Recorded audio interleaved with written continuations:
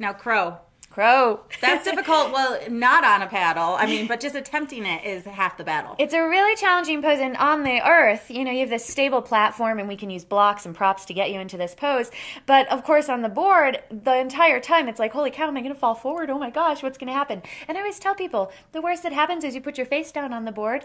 You know, it's not going to be bad. And if you fall off, hey, you're in Lake Tahoe. It's not like you have to go rinse off and afterward. it's not that deep either. And there's life jackets if you need it. Yeah. Plow and plank, like we went down to the plow pose, and it's one of my favorites. It stretches out my back. Oh, it's so good, right? It'll get deep into the piriformis, gives you that hamstring stretch.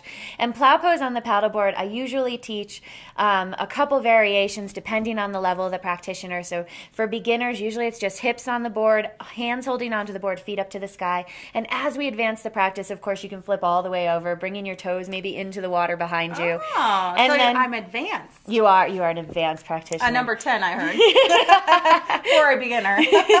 Number 10 beginner. And then we did some low lunges and stuff, and that's really good. You were explaining to me explain to me a little bit more about why low lunges are good.